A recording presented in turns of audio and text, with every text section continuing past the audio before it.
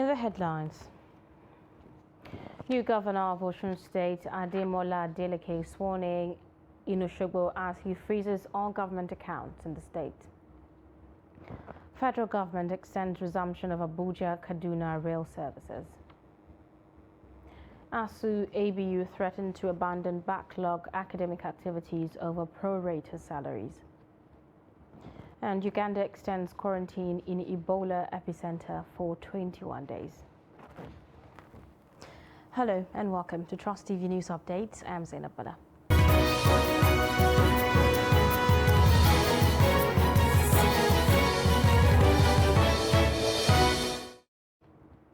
Hello and warm welcome. The new governor of Osun State, Ademola Adeleke, was on Sunday sworn in by the Chief Judge of the state, Justice Adekbele Ojo. The inauguration, which was held at the Osogbo City Stadium, was attended by members and leaders of People's Democratic Party and other dignitaries. Meanwhile, the newly inaugurated governor of Osun State, Ademola Adeleke, has frozen all government accounts in the state. Adeleke directed this in his first executive order upon inauguration on Sunday.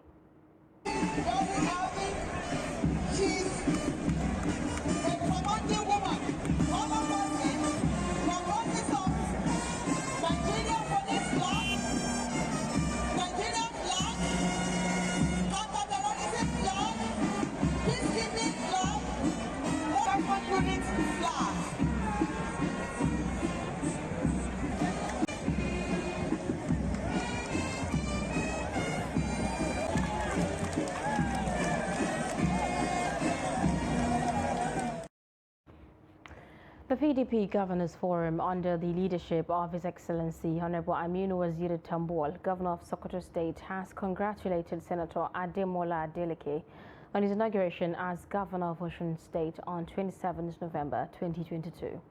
The forum, in a statement on Sunday, noted that Adeleke's July 2022 victory at the polls was a testimony to the gallant efforts, hard work, teamwork, skillful campaigns, efficient resource allocation, openness and humility exhibited by His Excellency over the years. The forum reiterated that it celebrates with Adeleke's family and the people of Osun State who have entrusted leadership to the lawmaker, even as it welcomed him into the PDP Governors Forum. Ahead of the March 11, 2023 governorship election in Abia State, the Labour Party gubernatorial candidate Alex Otti has pledged to tackle insecurity plaguing the state. Otti, who addressed business leaders in Aba on Saturday, decried the high number of unemployed Abia indigents, putting the figure at 51%.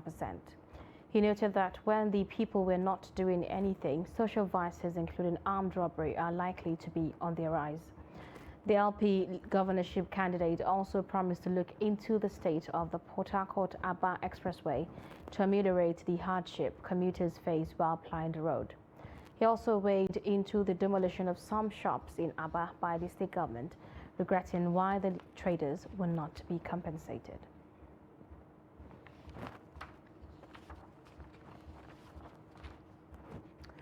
Moving on, the federal government says train services will not resume on the Abuja-Kaduna route on Monday as earlier projected.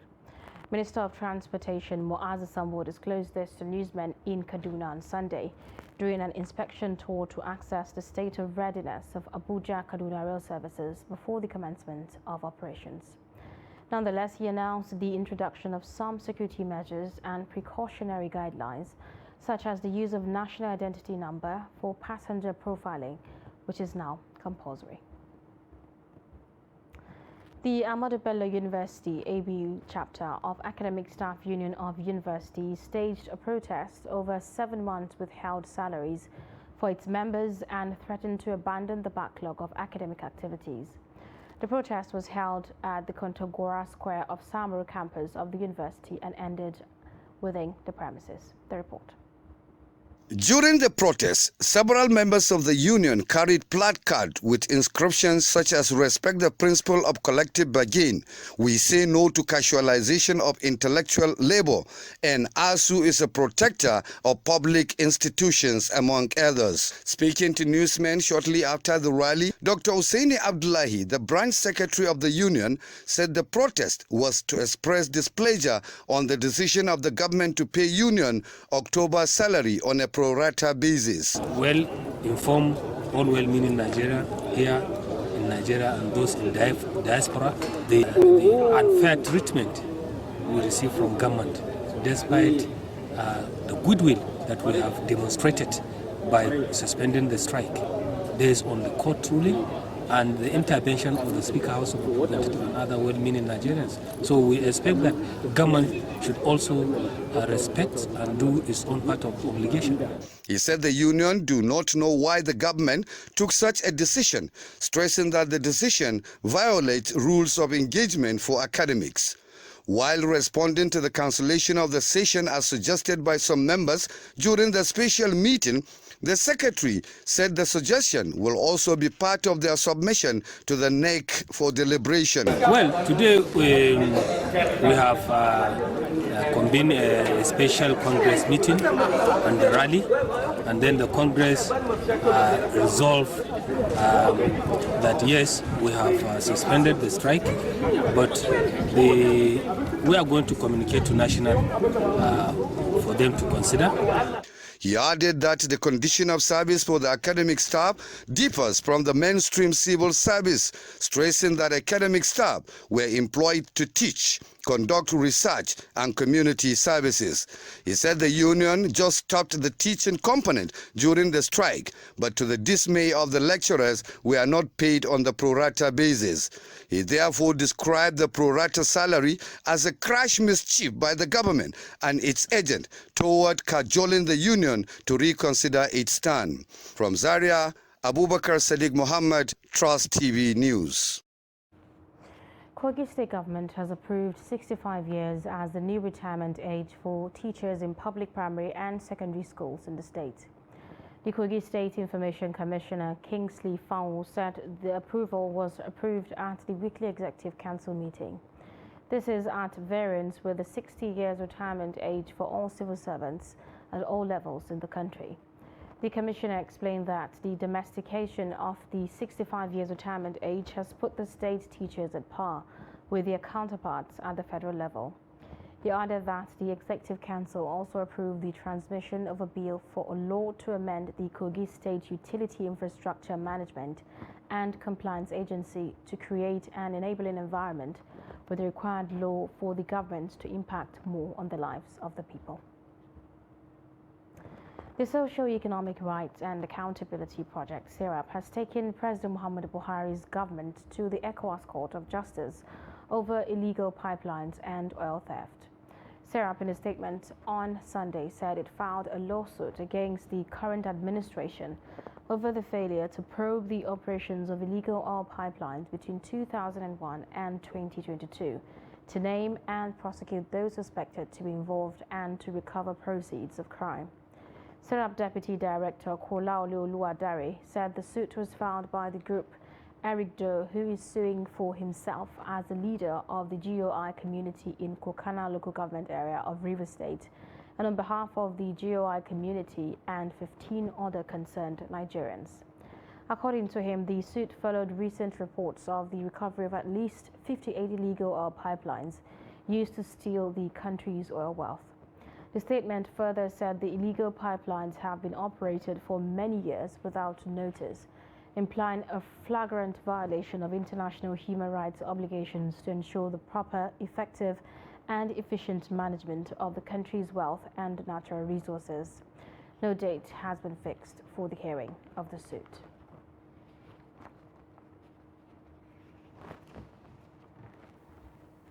You're watching Trust TV News Updates. Let's take a quick break. When we come back, the program continues. Stay with us.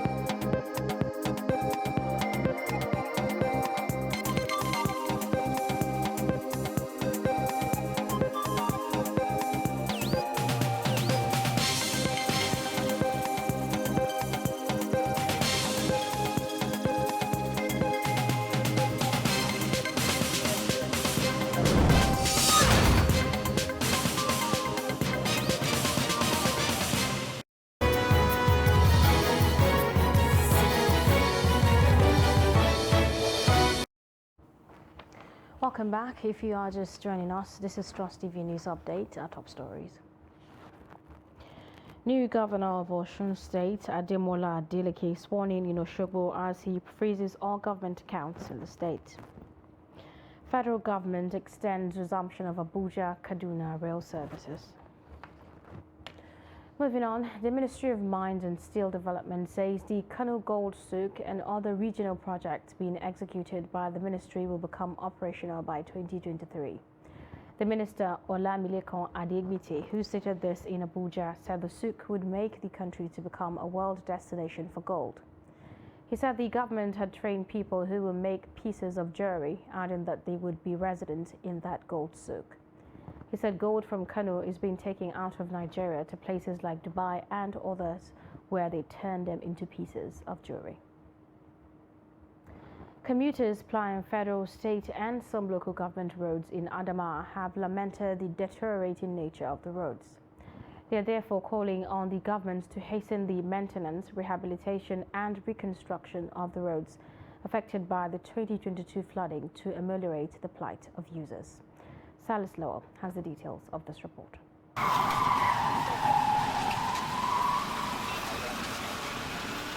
The rainy season, which ended recently, was relentless in the damages it caused to roads across the country. Currently, many federal, state and local government roads have become a death trap to commuters. This is Jimeta Mobi Bypass Road. It is among several others affected by the floods.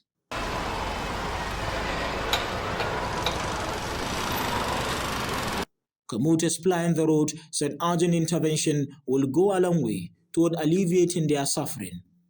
Babban matsalar mu dukkan wani abu da ake a garin nan wannan hanyar bypass nan shine asalin abun da ya kamata an mana daga farko amma ba mu same shi ba. Wannan hanyar ba karamin asara ake ba. This bypass road is one of our major concerns, which deserve immediate intervention by government, because we have suffered more than enough. Properties and lives were lost due to the poor condition of this road. Wannan tana buƙatar taimako, kamata a ce ba wai he gwamnati ba ko 'yan kasuwa ma su duba su gyara hanyar nan saboda ana shan wahala. Ni ma da nan na kusa faduwa nan yasa an ce zan tsane magana. We have suffered more than enough. This road is one of the busiest roads in Jimeta, but as you can see, the condition of the road is appealing. Motorists are not finding it easy. We need government to intervene. Although the extent of damage caused by the recently ended flood is enormous on the Nigerian roads, Trust TV visited FEMA Adamawa Field Office to hear from the authority. Other locations include Mawe Belwa, Ganye Tongorot. We have two locations. We have Chinese 76 plus 634. We have a washout there on a culvert location. That one too was caused by the flooding, which we have raised proposal and waiting for approval as well in this 2022. As I'm talking to you now, we have started working on our 2022 budgetary allocations, like Yola Numan Road. We have started work already. We are working along Gombe Garikida. We have some other projects within township of Gombe Estate, which we are starting by next week. Road users and indeed other stakeholders are hopeful that the necessary intervention will be given to the roads to ensure ease of moving goods and people from place to place.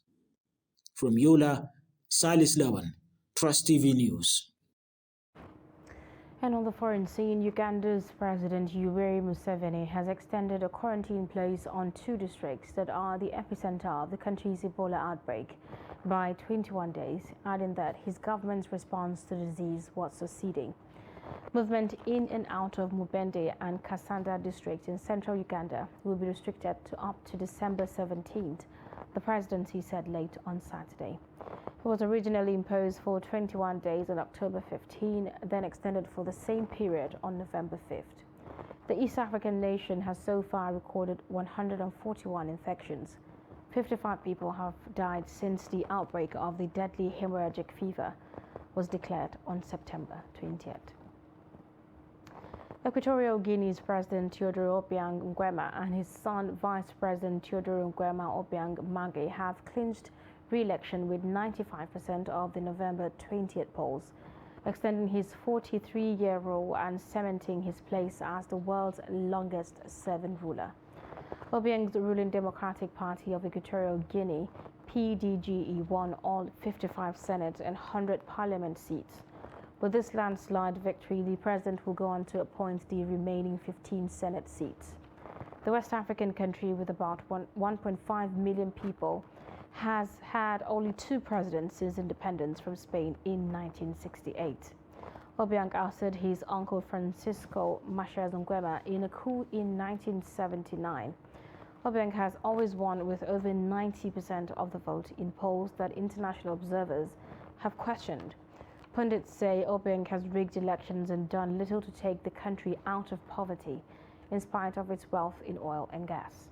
With protests mostly forbidden, media heavily controlled, and political opponents are often arrested and tortured, civil liberties organizations accuse him of suppressing dissent and opposition.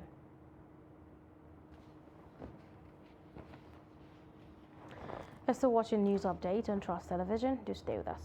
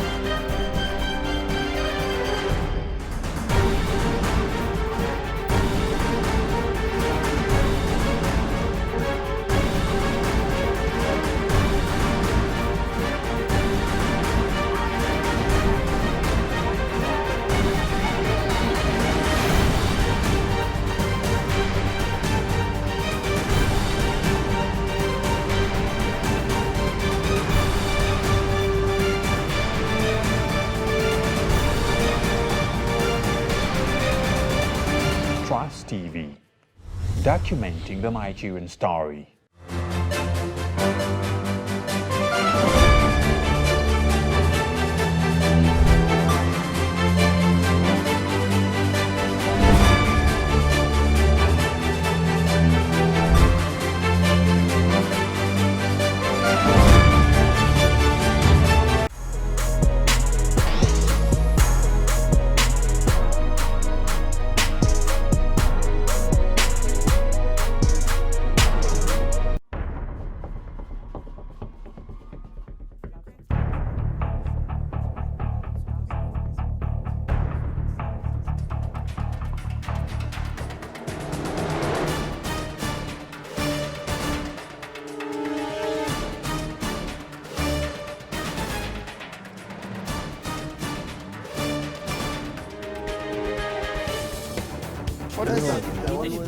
That's great. It's good to see you.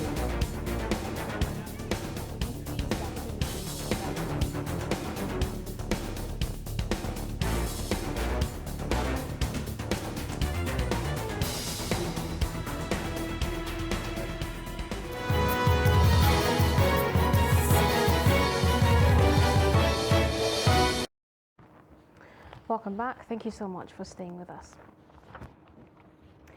Abdelhamid Sabiri and Zakaria Abdulkalal earned Morocco their first World Cup victory in 24 years as they upset a hugely disappointing Belgium side 2-0 in World Cup Group F on Sunday. The Morocco fans gave the match a vintage World Cup feel in a boiling atmosphere at the Al Thumama Stadium as Sabiri curled a wild free kick past Thibaut Courtois before Abdul Khalil netted in stoppage time to put Morocco top of Group F with 4 points, one ahead of Belgium. It was Morocco's first win at a World Cup since they beat Scotland in 1998. They left the 2018 tournament with a single point. Belgium, who had scrapped a 1-0 win over Canada in their opening game, again looked a pale shadow of the team who finished third in 2018 and climbed to second in the world rankings. They must now battle for at last 16th spot against Croatia. FIFA has opened disciplinary proceedings against Serbia's Football Association after its team hung a controversial flag depicting Kosovo in their dressing room prior to their World Cup defeat by Brazil. The flag showed an outline of Kosovo filled with the Serbia flag with the words "No surrender." Tensions are running high between ethnic Serbs and the Albanian-led government in Kosovo, amid fears of violence could flare up again, 23 years after the Kosovo War. Now, Kosovo declared independence from Serbia in 2008, but Serbia, an ally of Russia, does not recognize it as an independent country. On Friday, the Football Federation of Kosovo submitted a complaint to FIFA, football's world governing body, over Serbia's chauvinistic rhetoric.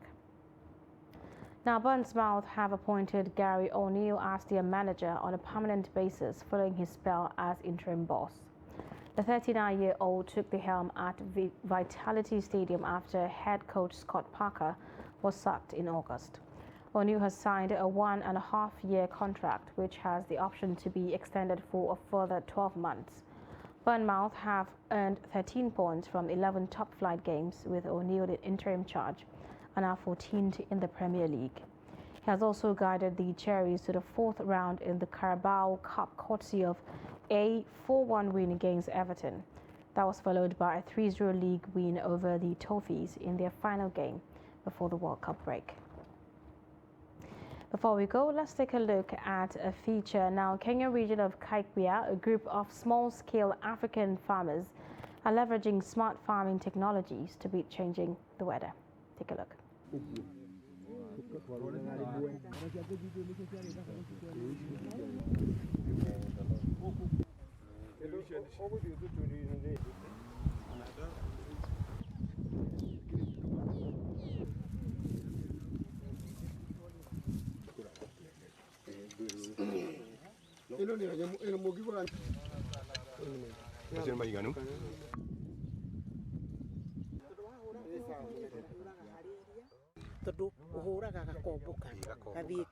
The project is important because before this project was installed here, the farmers used to farm using furrow irrigation.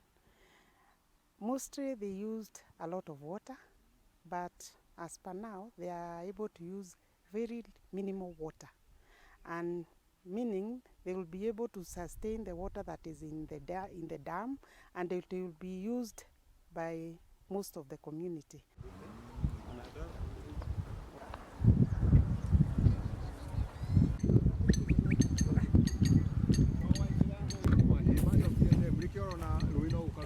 Through the use of the components of water harvesting, we harvest the water during the rainy season and store it in our dams so that during the dry spell we can supply it to the crops.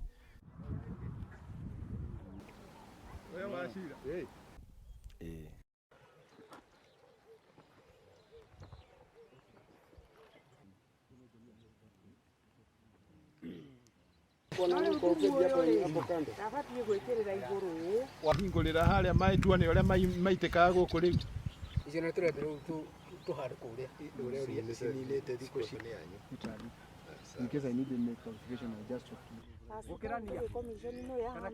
This project being a climate smart agriculture project, it involves the use of the green energy or solar energy to pump the water from the dam and then put it into the water storage tanks. From the water storage tanks, now the water can flow by gravity to the farms or to the fields where the irrigation is being done. Since the type of the irrigation we are undertaking is drip irrigation, the water can go through the piped system and it gets to the crop very efficiently. And we use also very little water compared to initially when the farmers were using flood irrigation. na kamugunda rutaga kaici ya hethe na tondu riu no gure ko multiply go na ri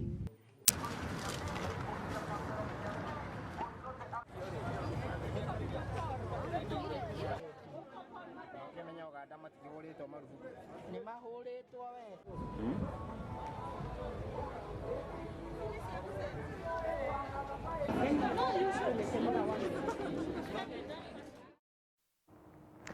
That's it on news updates. Do not forget to follow us across all our social media platforms. I'm Zainab Bala. Thank you for watching.